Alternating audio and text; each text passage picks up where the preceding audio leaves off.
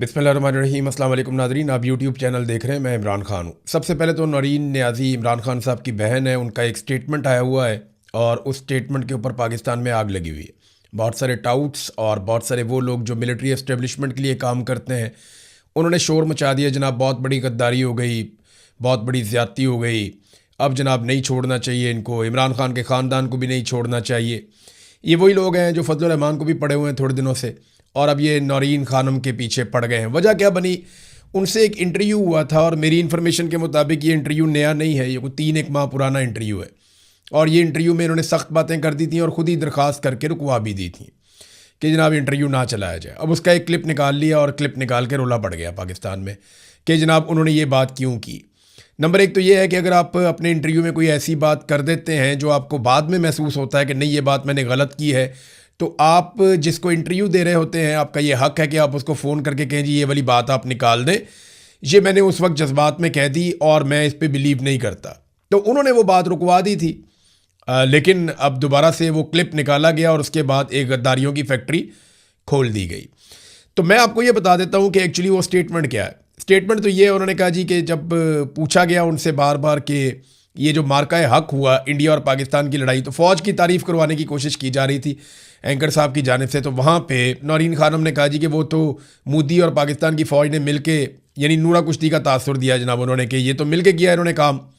फिर आगे वो बहुत सारी बातें करती चली गई कि पाकिस्तान इसराइल को तस्लीम करने वाला था, फिर इंडिया के पीछे इसराइल खड़ा था, फिर उन्होंने कहा इंडिया बहुत ताकतवर बड़ा मुल्क था। अब वो ये सारी बातें कर रही थी और डोनाल्ड ट्रंप बीच में आया, तो डोनाल्ड ट्रंप को पाकिस्तान से क्यों प्यार है, वो एक्चुअली मोदी को दबाना चाहता है। तो वो अलग अलग बहुत सारी चीज़ें उन्होंने वन गो में कह दी।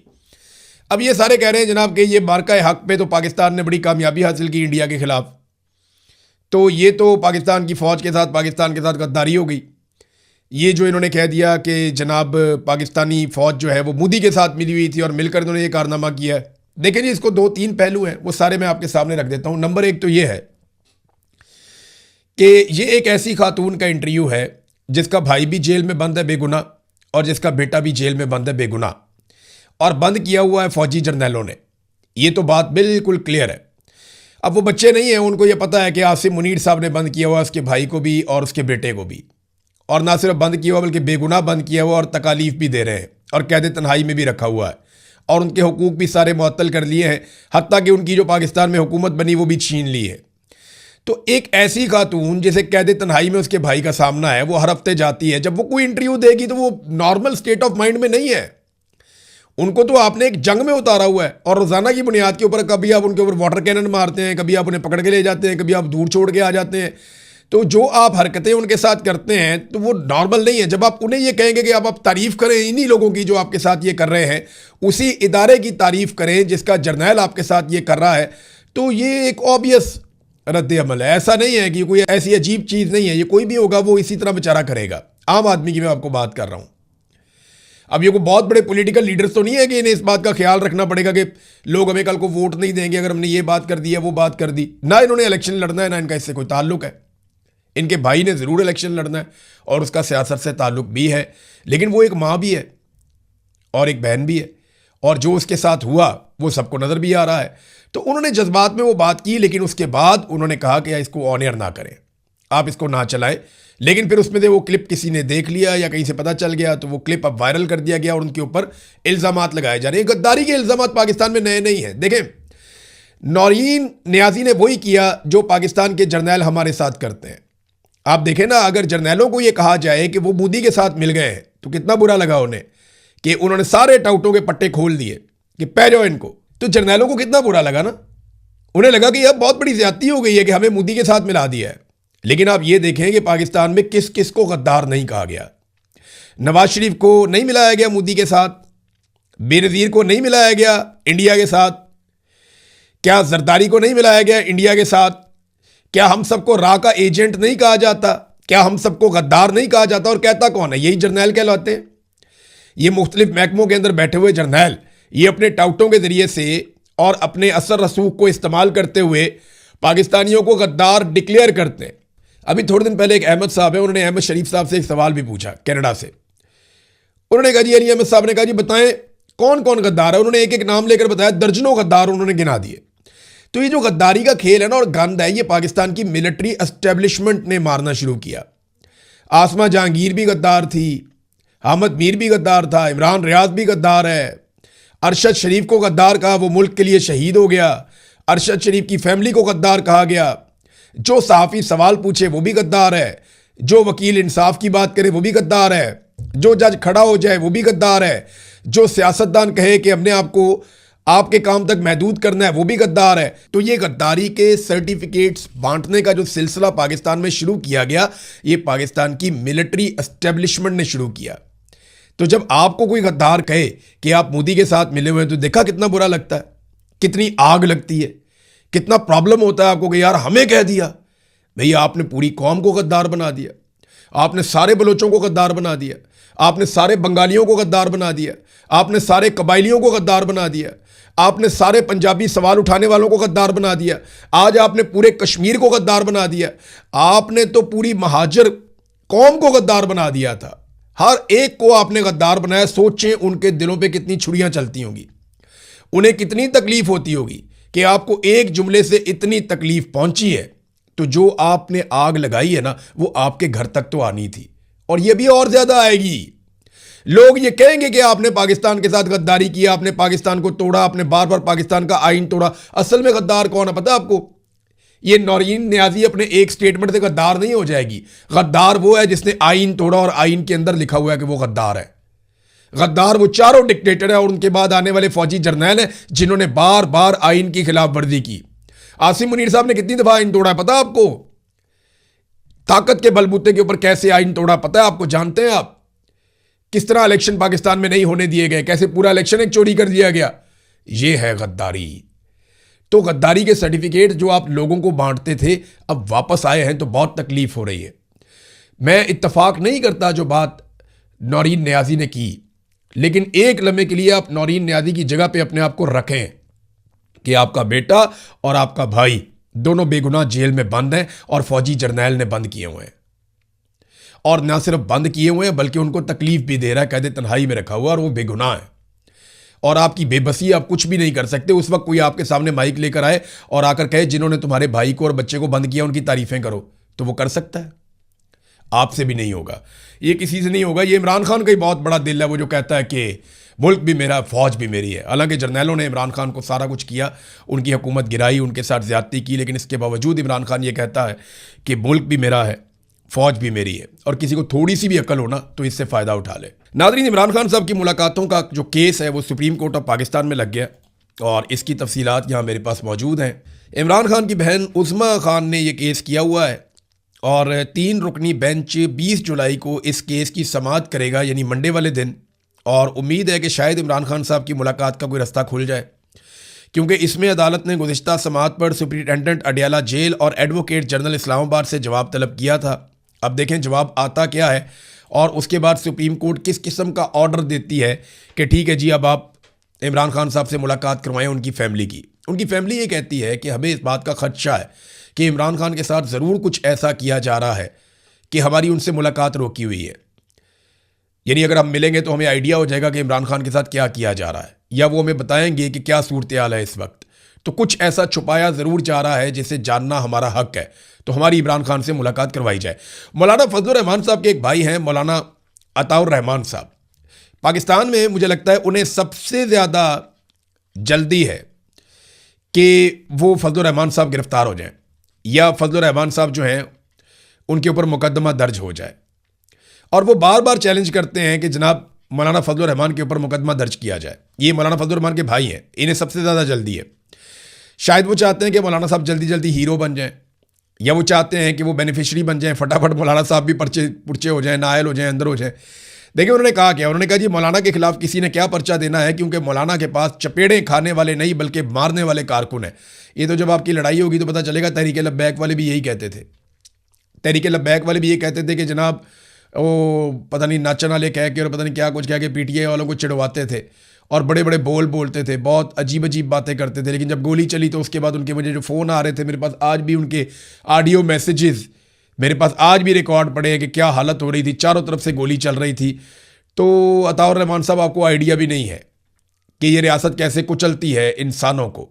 क्योंकि आप रियासत के साथ मिलकर हमेशा खेले हैं, आप हमेशा गुडी गुडी खेले हैं, आप हमेशा एस्टेब्लिशमेंट के साथ रहे हैं, आपने हमेशा नरम बिस्तरों पे अपनी नींद पूरी की है, तो आपको आइडिया नहीं है कि सख्ती क्या होती है। वो तहरीक लब्बैक वालों से पूछ लें, आपको वो मशवरा दे देंगे।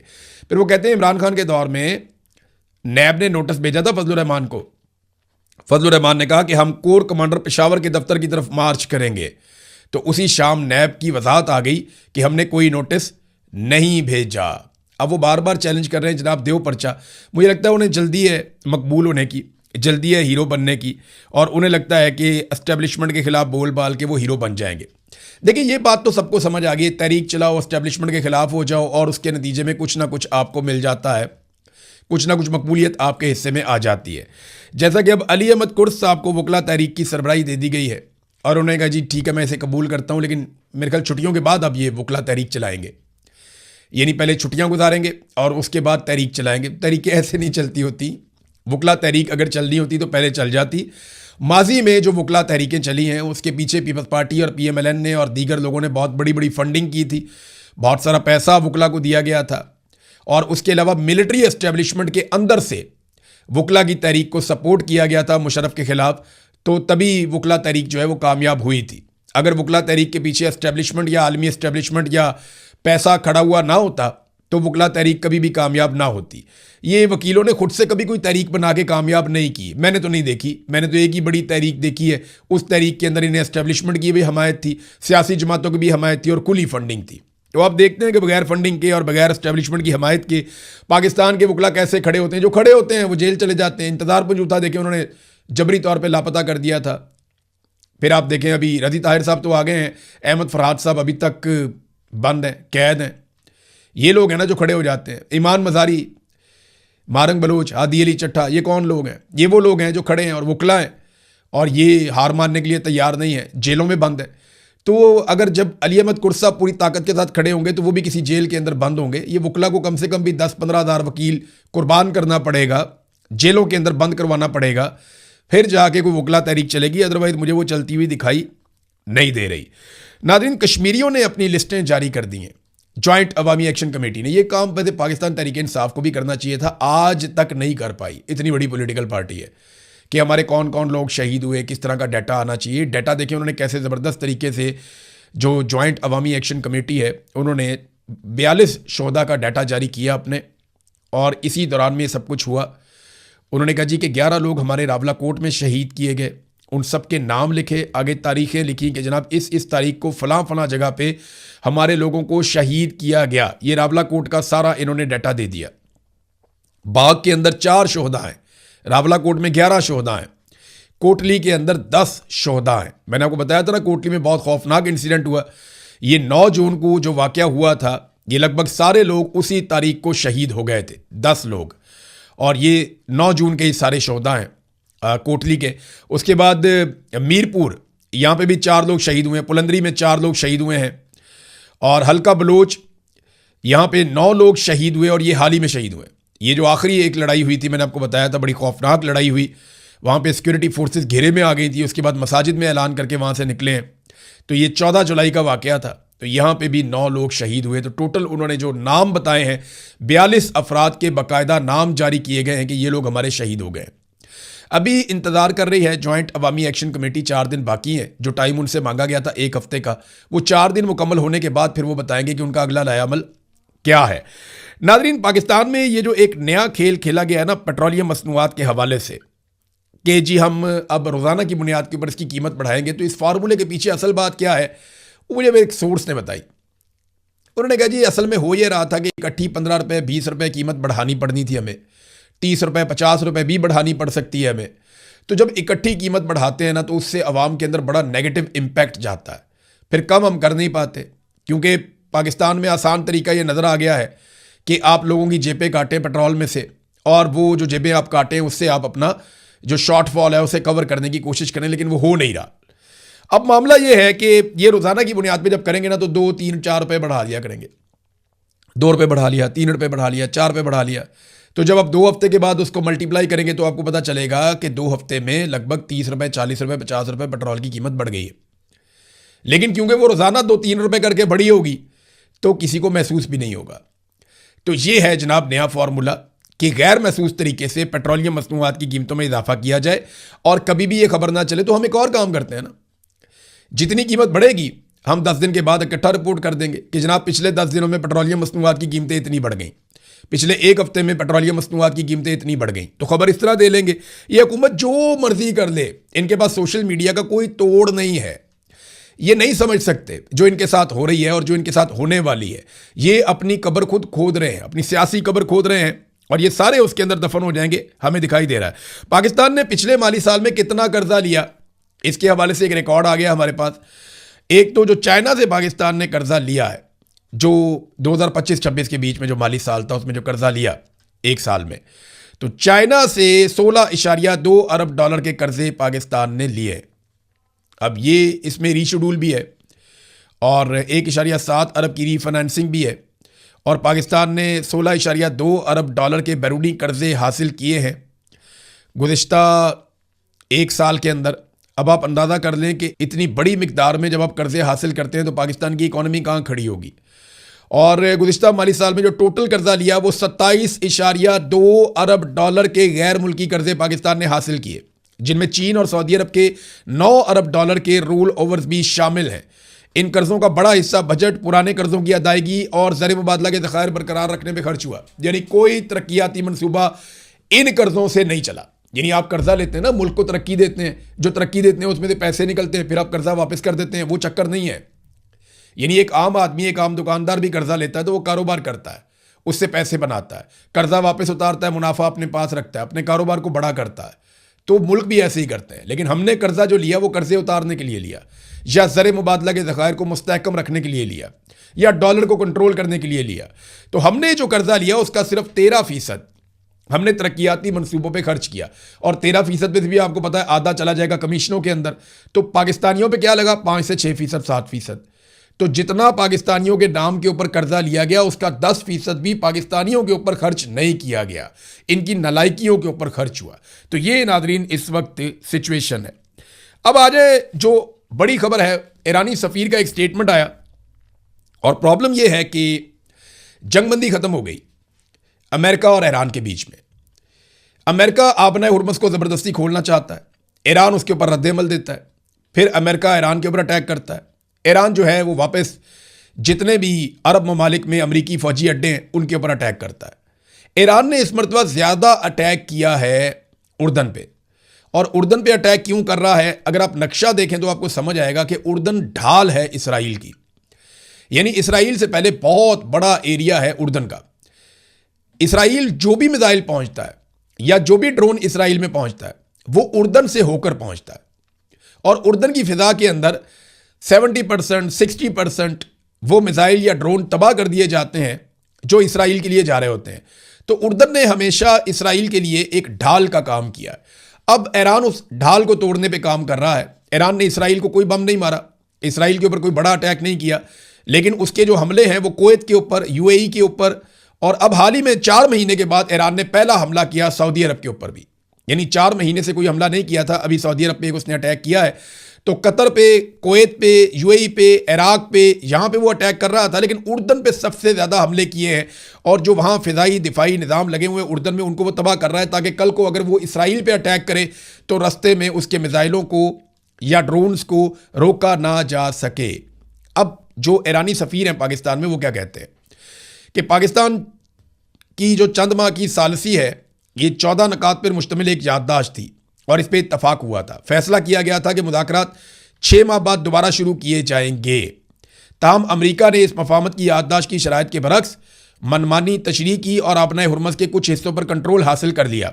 जो मैदान में वो हासिल नहीं कर सका वो मुआहदे की आड़ में वो करने की कोशिश कर रहा था।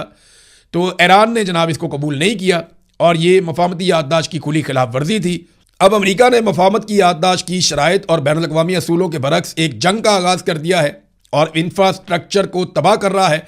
आलमी बरादरी से ये तवक्को की जाती है कि वो इस जारहाना और लापरवाह इक़दाम की शदीद मज़म्मत करेगी। वैसे अभी तक पाकिस्तान ने या कतर ने अमेरिका की मज़म्मत नहीं की, लेकिन आप ये देखिएगा कि जो अरब ममालिक में ईरान जवाबी कार्रवाई कर रहा है, बहुत जल्द पाकिस्तानी मौलवी और पाकिस्तान की गवर्नमेंट बहुत जल्द आप देखेंगे कि वो मजम्मत करेंगे ईरान की कि आप अरब ममालिक में जो अमरीकी अड्डे हैं उन पे आप अटैक ना करें। अच्छा, वो भी अरब ममालिक में अमरीकी अड्डों पे अटैक कर रहा है ईरान।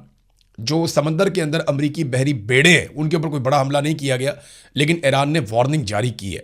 तो देखते हैं कि आपने हुर्मुज़ पे कंट्रोल किसका रहता है। अमेरिका के लिए इज्जत बेइज्जती का मसला है, उनको खुलवानी पड़ेगी हर हाल में। उनकी प्रॉब्लम भी कोई नहीं समझ रहा, उन्हें हर हाल में आपने हुर्मुज़ को खुलवाना पड़ेगा, उनकी साख खत्म हो जाती है अगर वो ये नहीं करते। और ईरान वो काबू करके बैठा हुआ कि मैं तो नहीं इसको अब खोलने दूंगा। ईरान को एक ऐसी चीज़ मिल गई है, सोने की चिड़िया, वो समझ गया है कि ये है उसकी एक स्ट्रेटेजिक एक डेप्थ, यानी जहां पे कंट्रोल करके वो बड़े बड़े हमलों से और बहुत सारी चीज़ों से अपने आप को बचा सकता है। तो अब ईरान भी पीछे नहीं हटना, अमेरिका भी नहीं हटता, और हम सालिस के तौर पे छोटे मोटे सालिस से हम क्या कर सकते हैं, इंतज़ार ही कर सकते हैं। अब तक के लिए इतनी, अपना ख्याल रखिएगा, अपने इस चैनल का भी। अल्लाह हाफ़िज़।